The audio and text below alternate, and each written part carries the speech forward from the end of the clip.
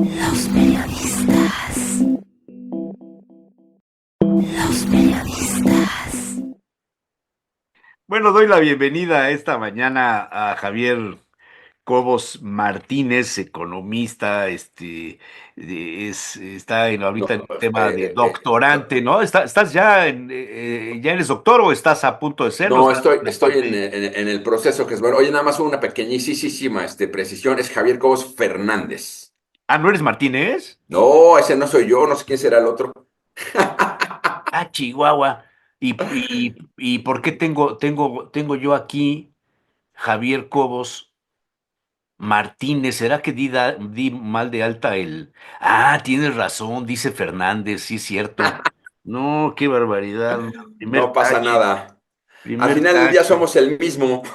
Oye, ¿y de qué Fernández eres? Fernández, pues bueno, seguramente has de ubicar a la familia de mi madre. ¿Ah? Ella es María Eugenia Fernández Villegas. Claro, Su papá es Leopoldo Fernández Gordillo. Bueno, era sí, era. contador. Sí, sí, sí. Y seguramente lo ubicas a toda la familia. Claro, claro, claro, claro. Efectivamente, efectivamente. Bueno, yo te convoqué porque te leo ahí en el iConsulta, tienes muchas colaboraciones, escribes de temas complicados de la economía, hablas de Trump, hablas de los pronósticos, hablas del presupuesto federal. Y yo dije, pues yo como no sé nada de esto, porque no es mi tema, mano. Dije, voy a buscar a Javier Cuavos Fernández para ver Fernández. si me ilustra y me ayuda a entender lo que nos está pasando o lo que nos puede pasar. Y Claro que sí, Jesús Manuel. quisiera partir, Javier, Ándale. de dos preguntas, si me permites. Claro. Las ¿Cuál voy a es, anotar porque si no se me olvida. cuál Ajá. es, no, es muy simples, cuál es el peor escenario para México en este año 2025? ¿Y cuál sería el mejor escenario para México en este 2025? Te llevo de lo bueno a lo malo, de lo malo a lo bueno. Lo peor que nos puede pasar, lo mejor que nos puede pasar, Javier. Mira, Jesús Manuel, creo que empezando como tú bien me lo has por señalar, de lo malo a lo bueno, lo De peor lo que nos malo a lo podría bueno. pasar. Mira, Bien. yo creo que me refiero especialmente al gobierno federal en los últimos 6 años, sentando las bases para una serie de condiciones para que dificulten mucho el crecimiento económico. Ujú. Entonces, digamos que lo malo, o sea, el peor escenario que nos puede pasar en 2025 y el siguiente lustro, en realidad es como crónica de una muerte anunciada, ¿no? ¿Cómo le llaman? Ajá, Algo sí, sí, así. sí. O sea, si se da el peor de los escenarios que ahorita vamos a comentar, no es un tema fortuito, no es un tema que se dé en este año, es un tema que se ha venido sembrando. Y se ha venido sembrando a través de políticas en donde la infraestructura ha sido fuertemente castigada y solamente privilegiada para unos poquitos proyectos. Por tanto, el crecimiento económico solamente está, digamos, promovido por la parte del gobierno en ciertos proyectos de infraestructura, llámese Tren Maya, llámese Dos Bocas, llámese el AIFA, etcétera, y no mucho más de eso. Ahorita vamos a platicar un poquito sobre el paquete económico 2025, donde nos confirma lo que ya veníamos sembrando.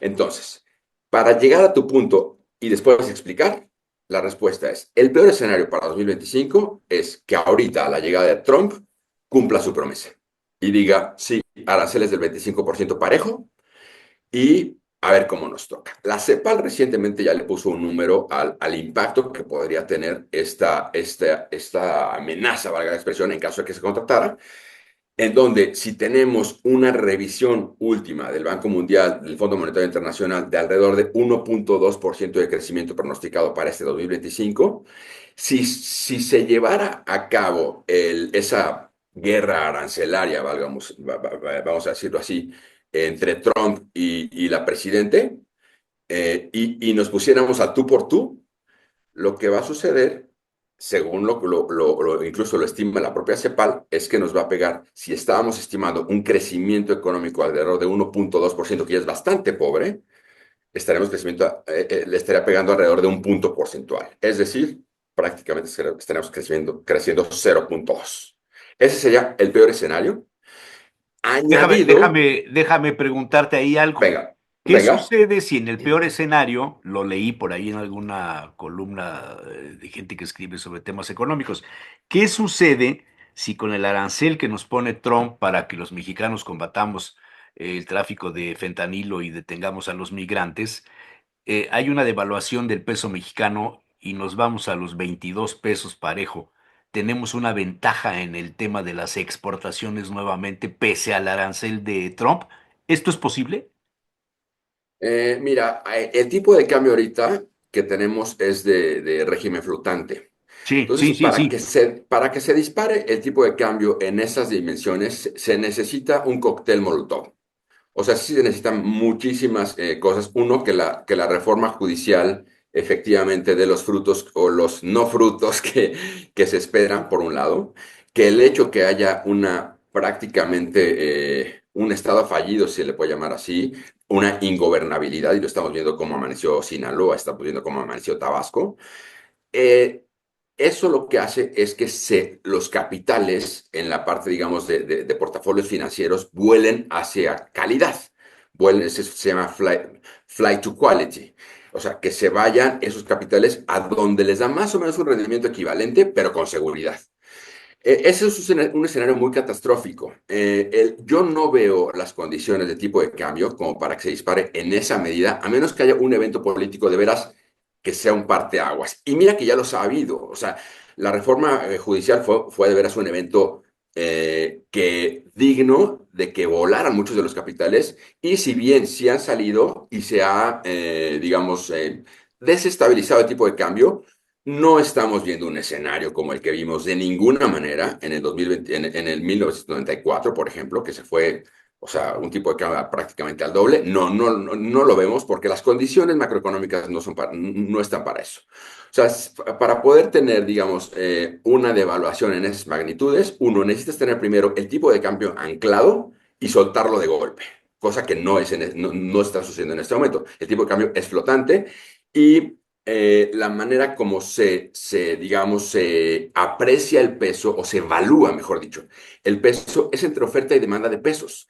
Si estamos viendo una tasa de interés promedio de alrededor de 10% para hacer números redondos, que nos da en CETES, por ejemplo, y nos está dando la mitad de rendimiento en dólares, los especuladores le van a apostar al peso porque les van a dar un rendimiento seguro y del doble que el dólar.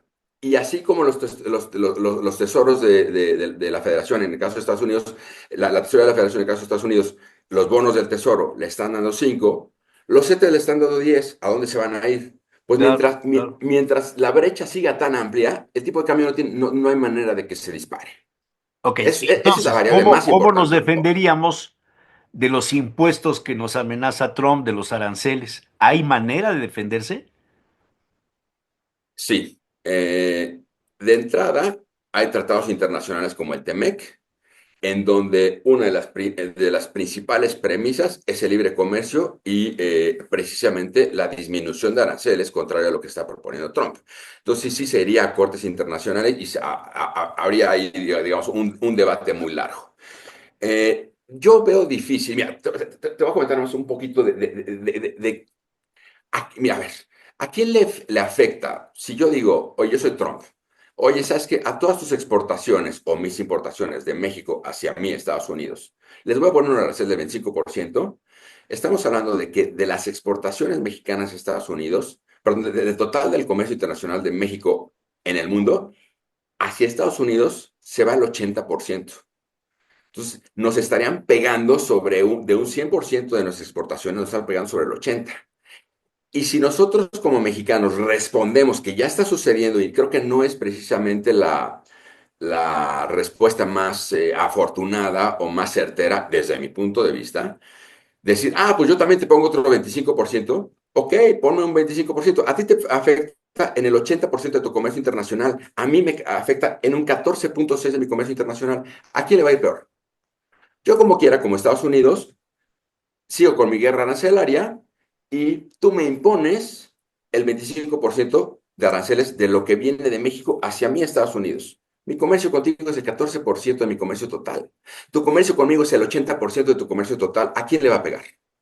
Será tonto ponerse a tú por tú, y se está haciendo. Ahora, no creo, honestamente, que al final del día, durante 2025, se concrete ni la amenaza de Trump, porque más bien yo siento que es un tipo de estrategia de negociación, mucho más que una amenaza creíble. Trump es muy dado a eso. Él sienta su posición desde un principio muy radical para poder partir de un punto extremo y llegar a un punto medio. Es una estrategia de negociación, pero difícil que se concrete. Si se concreta, la verdad es que el peor escenario, y contestando nuevamente tu pregunta, sería prácticamente un crecimiento de cero, o incluso, bueno, la propia CEPAL dice que asumiendo unos aranceles del 10%, estaríamos creciendo prácticamente cero. Imagínense lo que pasaría con aranceles del 25%. Sí, sí. Prácticamente, y lo comenta la CEPAL, prácticamente estaremos entrando en recesión. Yo lo veo un poquito aventurado decir recesión, porque recesión quiere decir que tienes al menos tres cuatrimestres salirlo en crecimiento negativo.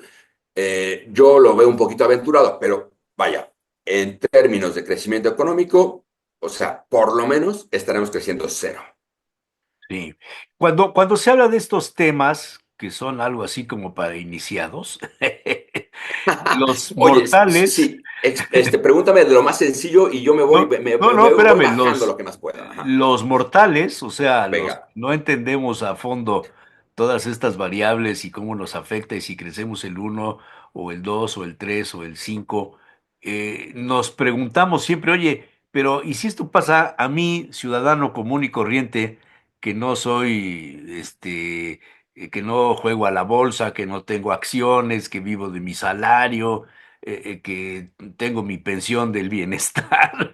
No, está muy ¿Cómo bien. me afecta? ¿Cómo me va a ir con estas disposiciones? ¿Y cómo me puedo defender yo de todo esto? No hay manera, porque estamos hablando de lo macro, y en lo macro, pues nosotros no tenemos ninguna incidencia.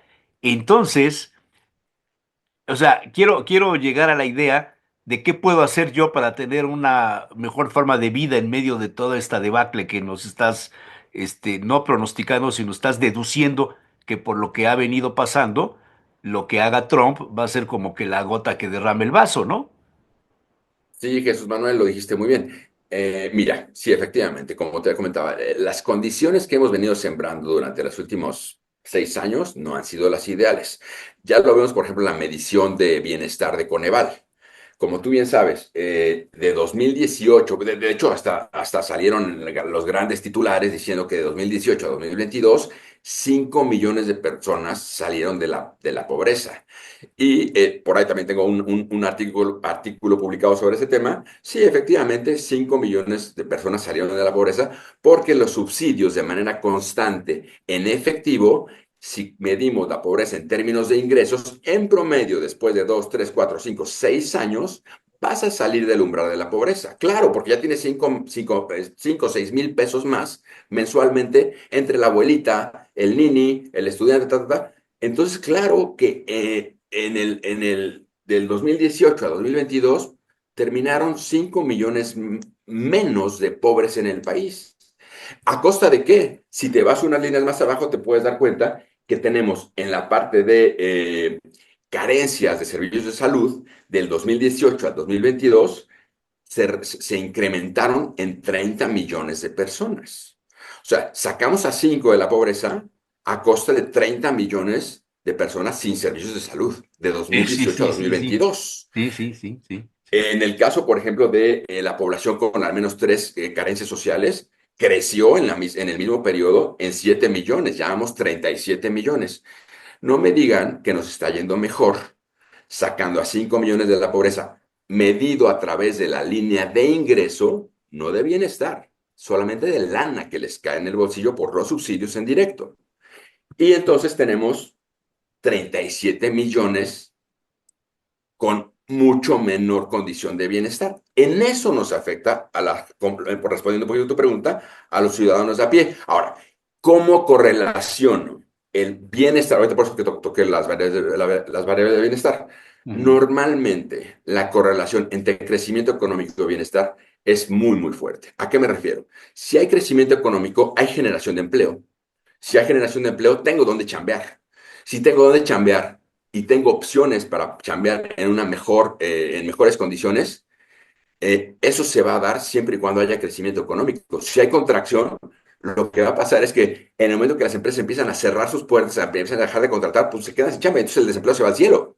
Eso es lo que nos pasa cuando no hay crecimiento económico, en términos de lo que nos sucede en los que no Ah, invertimos en oye, bolsa, en los que no conocemos eso nada de es blockchain. un escenario ideal para exportar migrantes a los Ah, no, países bueno, en claro. desarrollo. Oye, Y esto no lo calculará Trump en su visión muy personal, muy particular, muy de volver a ser grande a América y el número uno en América es Estados Unidos. Si friego a los mexicanos, si afecto su economía, habrá desempleo y la gente va a querer cruzar la frontera. Mira, es un análisis muy interesante el que haces. Yo me acuerdo mucho cuando estaba en la maestría en administración pública en Nueva York. Había una frase muy conocida que decía, All politics are local.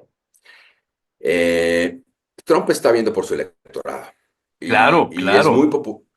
es muy popular decir que le va a cerrar la frontera a los mexicanos y entonces va a defender las posiciones laborales e incluso de los propios mexicanos ya legalizados en Estados Unidos, además de los americanos, eh, que está promoviendo el tema de las deportaciones. Él al final está jugando por su electorado. Igual que la presidente está jugando por su electorado al ponerse al tú por tú. En realidad, siendo de fondo una tontería, el mexicano dice, ay, tengo una presidente gallo. No, es que pantalonzotes, pues sí, pues qué pantalonzotes, pues te estás dando un tiro en el pie. Pero bueno, respondiendo a tu pregunta, en la O parte sea, de que no son habrá medido. dos populistas enfrentados. Pues sí, sí, cada quien está viendo por su electorado o sea, a ultranza y no le importa qué pase en el resto del mundo, ¿eh? O No sea, les importa. Ujú. no, no, o sea, Trump cree en una economía cerrada.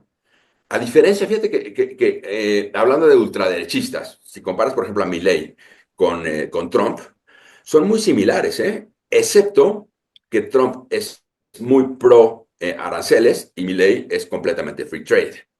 Es la gran diferencia. Pero por eso se llaman tan bien, porque en realidad coinciden en el 80% de su ideología. Trump dice, a ver, en la narrativa, no necesariamente en los hechos, en la narrativa dice, voy a poner el 25% de aranceles parejo y voy a deportar a los migrantes y me vale gorro qué es lo que pase. Sí, efectivamente lo puede hacer. Va a haber muchas controversias internacionales por este asunto, en caso de que lo hiciera, pero yo honestamente sí dudo mucho que lleguemos a ese escenario sin antes haber un lapso de negociación. Sí creo que lo va a haber. Normalmente este tipo de estrategias son, voy a negociar, o sea, hay muchas estrategias de negociación, una que va de menos a más y otra que va de más a menos, para acabar pronto. Trump usa mucho la que va de más a menos.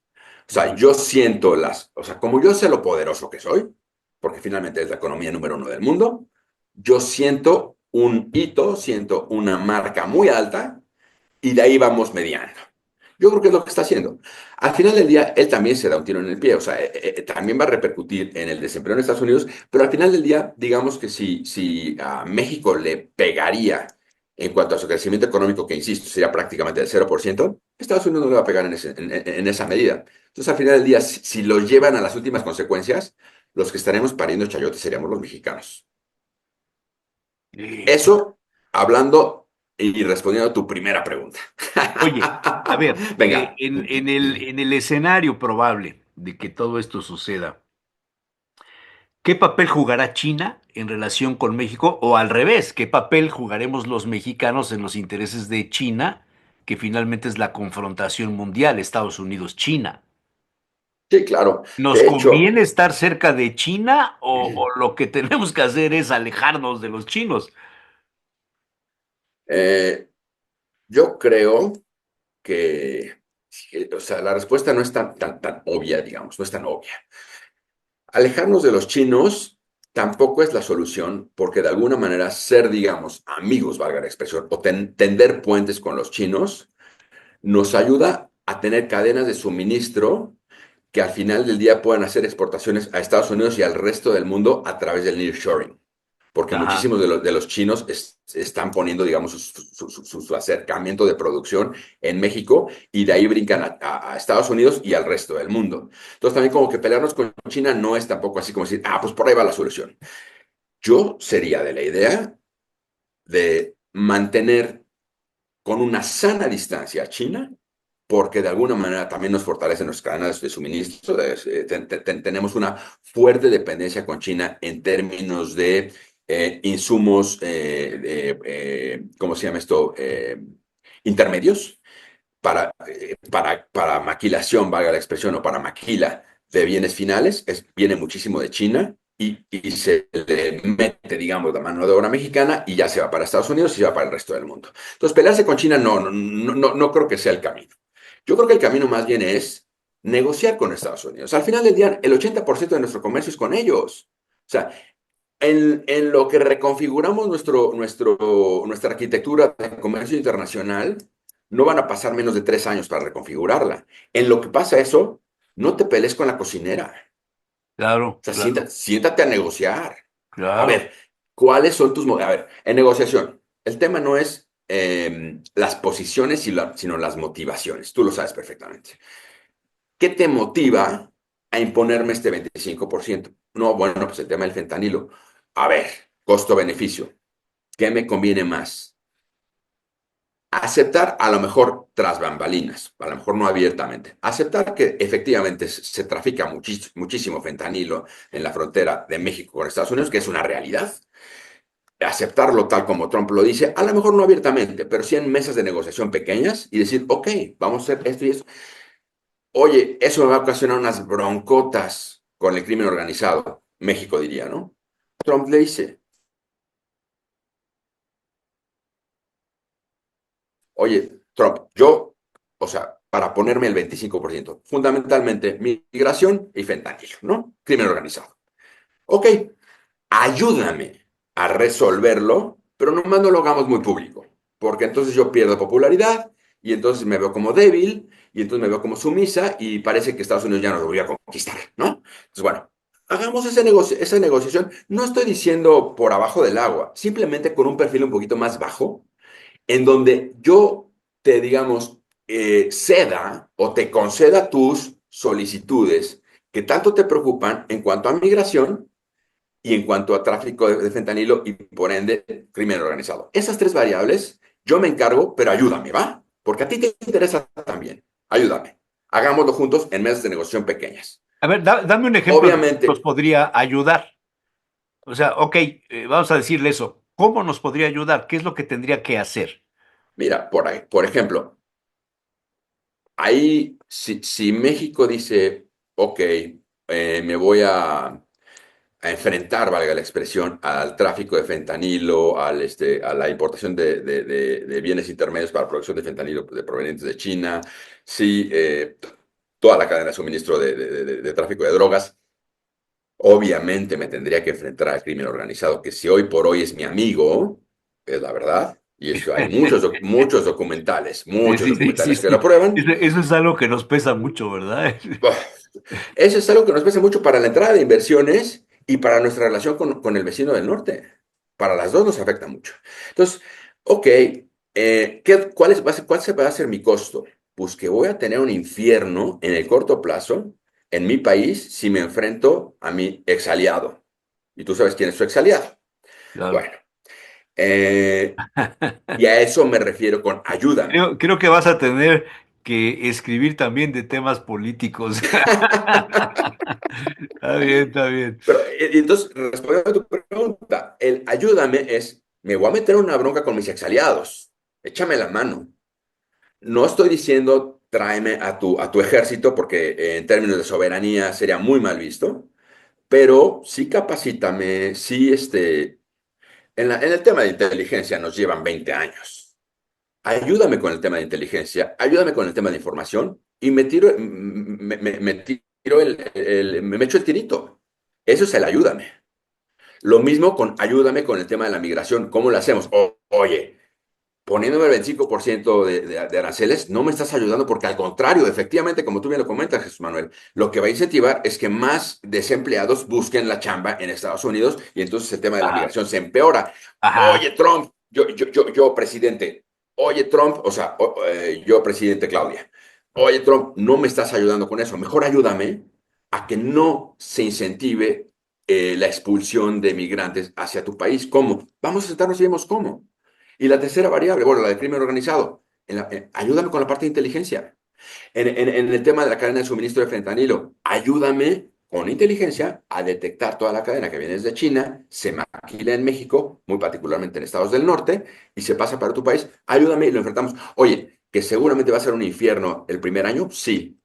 O tienes otra opción, no me ayudes, me pongo muy gallita y yo también te pongo el 25% y el resultado no es un poquito el que te comentaba como el escenario más pesimista. Hay Sí. que escoger entre un escenario doloroso, que es colaboración, al principio va a haber dolor, ¿eh? O crecimiento económico cero prácticamente mientras esté Trump en el gobierno y muy poca gobernabilidad Oye, en es que por México, lo, porque por ya lo lo, estamos por viendo. lo que estás diciendo, Javier, es que no hay un escenario positivo. O sea, el escenario positivo es el escenario negativo menos malo.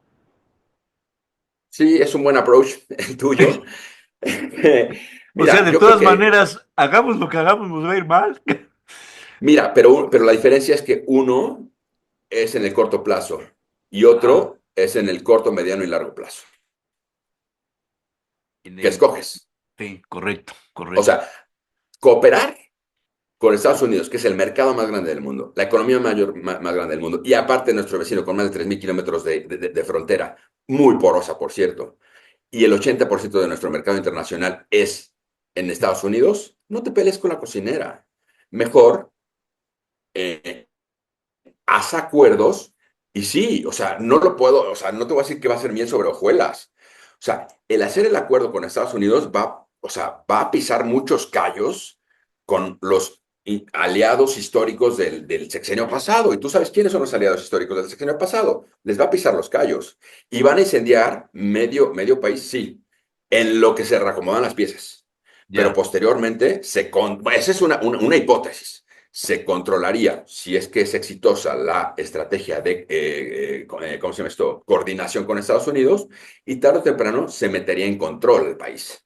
Pero el tema aquí también es voluntad política. A veces pesan mucho más los intereses de nuestros amigos los chapitos que ¿cómo se llama esto? O los chapitos, ¿cómo se llama esto? Pues, mallitos, o los que sean.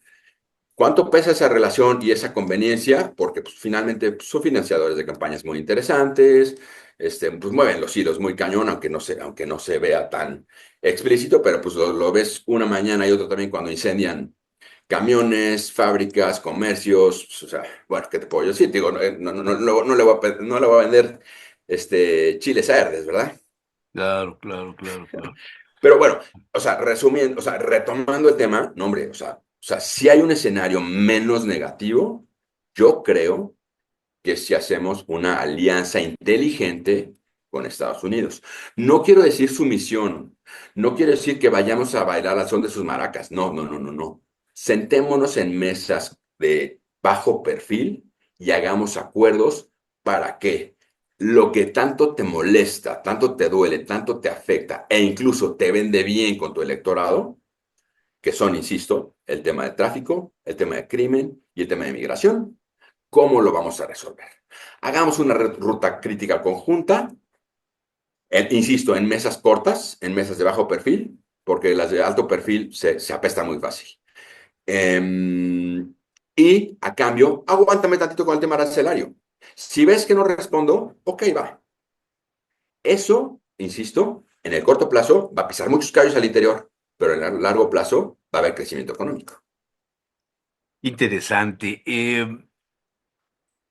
El gabinete, la presidenta, están a la altura de las capacidades que se requieren para hacer frente a estos escenarios, Javier.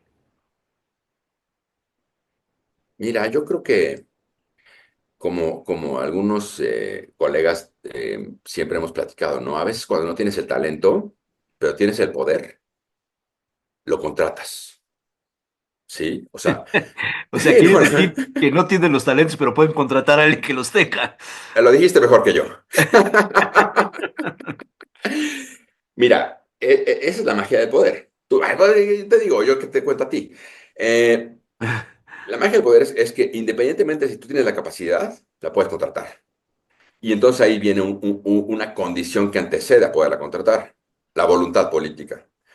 Si hay voluntad política, pueden perfectamente contratar gente capaz de poder hacer las mesas de negociación con Estados Unidos, de poder hacer un paquete económico 2025 creíble, que bueno, ya si te platico del paquete económico 2025 te vas para atrás, Sí, ya está leí sustentado. algo de lo que escribiste hace un par de semanas o algo así. Algo así, sí, sí, sí.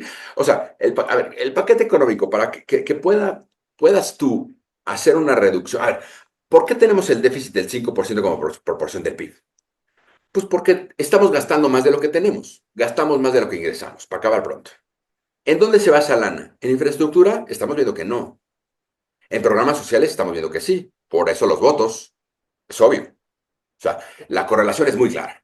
Déficit presupuestal es más gasto que ingreso. ¿Dónde está el dinero faltante? Pues bueno, se cubre con deuda, por eso tenemos el 50% como proporción del PIB de la deuda total de nuestro país.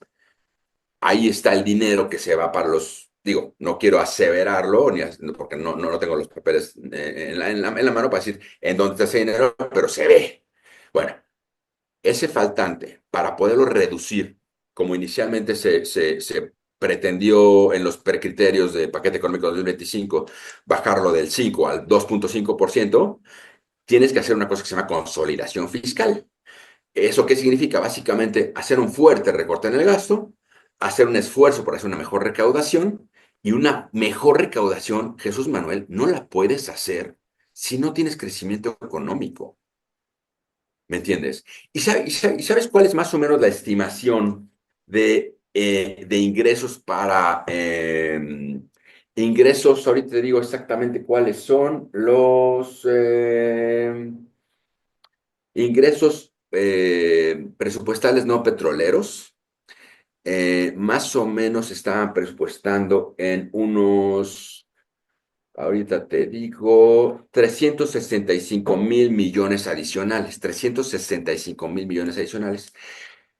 Los precriterios de política económica para el paquete económico 2025 se establece claramente que por cada punto porcentual de crecimiento económico real se está dando por sentado que habría una recaudación adicional por cada punto porcentual de crecimiento económico real, habría una recaudación en los ingresos no petroleros de 53,000 millones.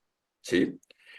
Y cuando vemos el presupuesto 2025, vemos que hay una estimación de incremento de ingresos de 365,000 millones.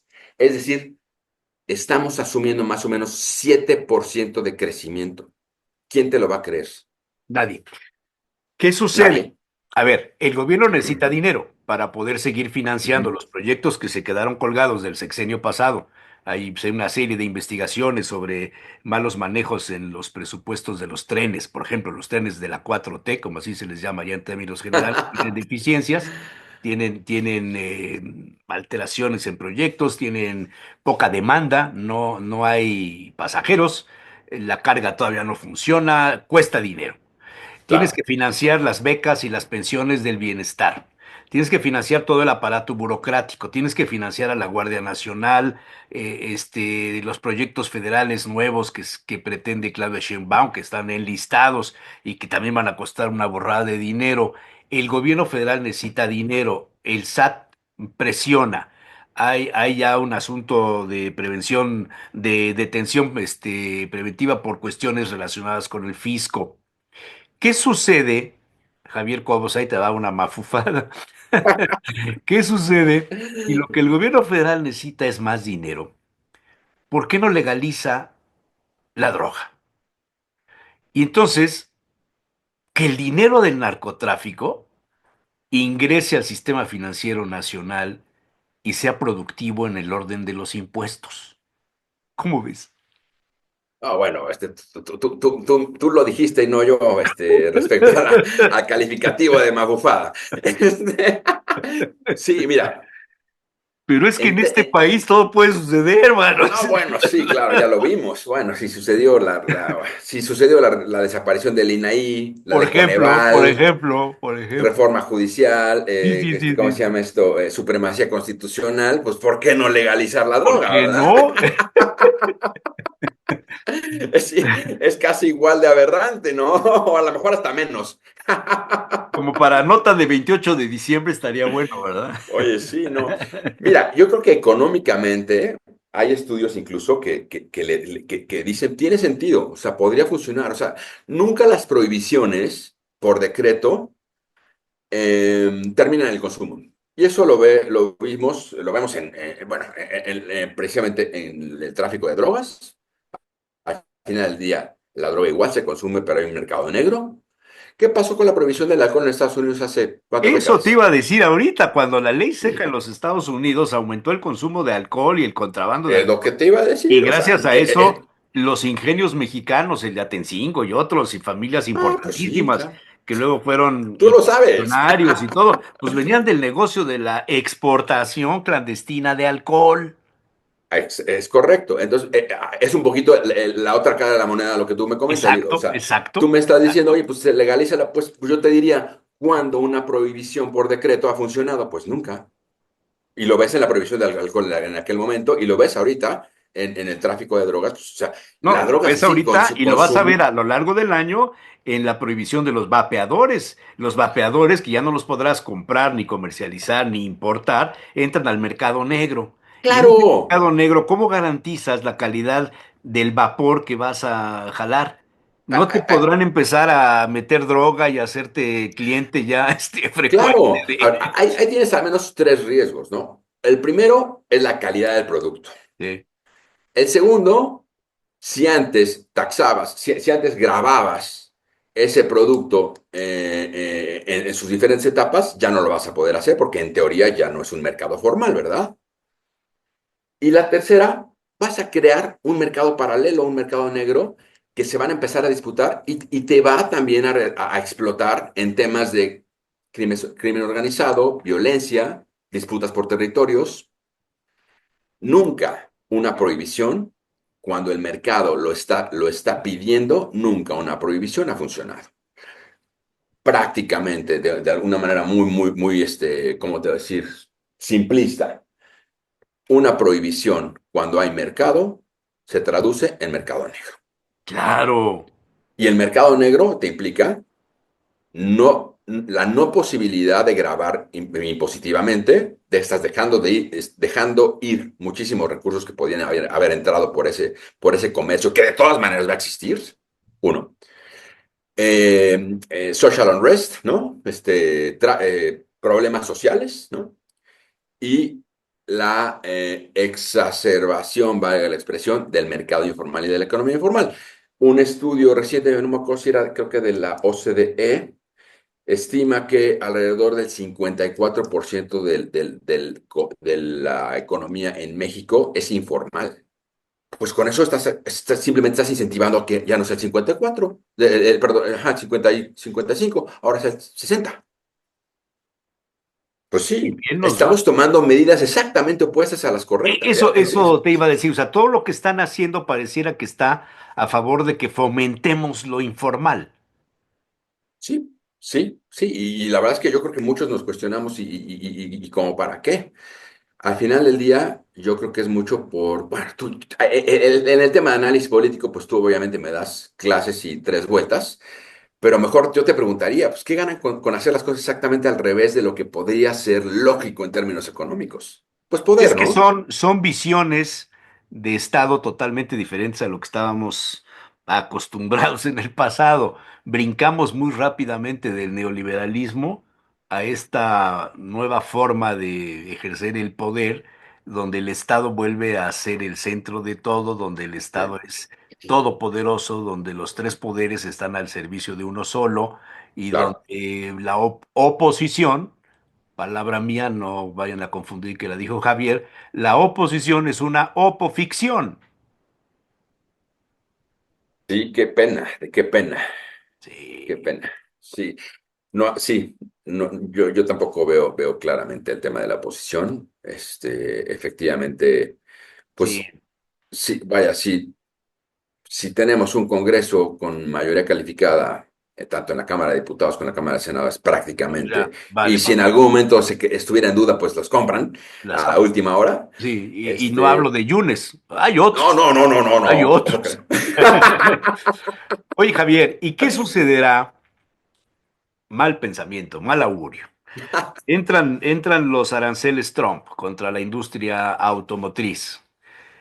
A Puebla le pega. Bueno, primero, le pega en Europa a los alemanes, ya les está pegando el tema de la Sí, industria automotriz.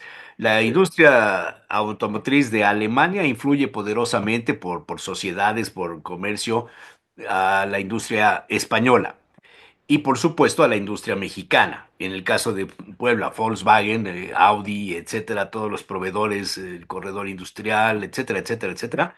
El cálculo que salió publicado hace unos días en un medio especializado es que si afectara terriblemente el tema de los aranceles a la industria automotriz, Puebla tendría 55,000 personas en la calle, derivadas del fracaso de la economía en la industria automotriz.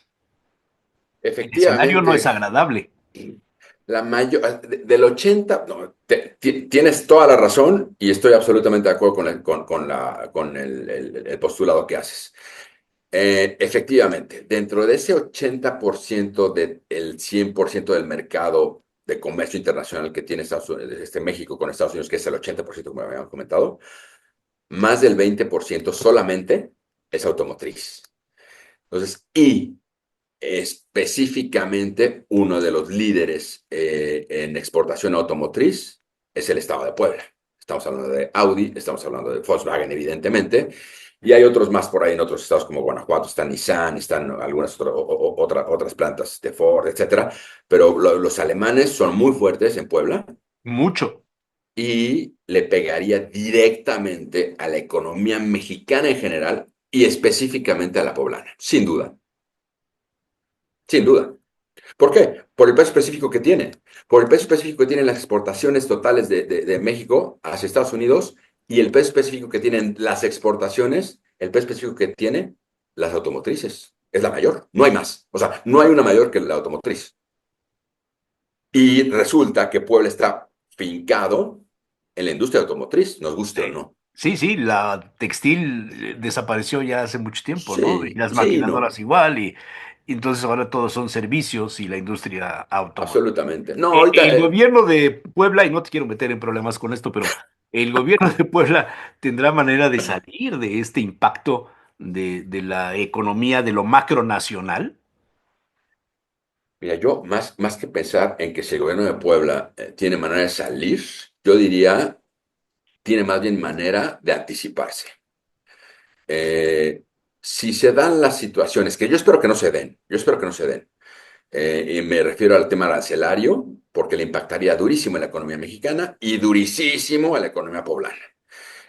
Y si el gobierno del estado de Puebla es un poquito visionario, tiene que anticiparse y acercarse al gobierno federal y decirle negocia o negocia o como se diga, porque me va a pegar, si a ti te va a pegar como país en 5, a mí me va a pegar en 10. ¿No? Y le Y yo, pega a Querétaro, y le pega a claro, Aguascalientes, y son le pega a clústeres todo el corredor de tecnológicos, aquí hasta claro. Laredo. Exactamente. Ahí viene otra negociación paralela, que es los gobernadores con el gobierno federal, sobre todo los que van a salir más afectados, como tú bien comentas. Puebla, sin duda, Querétaro, Guanajuato, eh, no recuerdo cuáles más tienen armadores. Aguascalientes me parece que también. Eh, Aguascalientes. ¿Sí va? Sí. Bueno, si yo fuera, o sea, yo me anticiparía. Yo no sé por qué están esperando que las cosas sucedan para actuar. Sale mucho más barato anticiparse.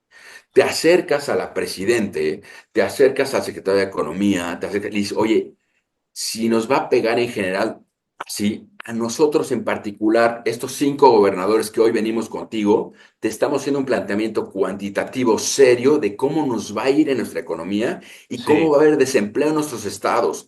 Por favor, siéntate a negociar con los Pero Javier, ¿tú americanos. ves independencia, autonomía en los gobernadores que puedan ir y decirle esto a la presidenta? La presidenta les habla, les llama, los sienta y les pide cuentas y les da instrucciones.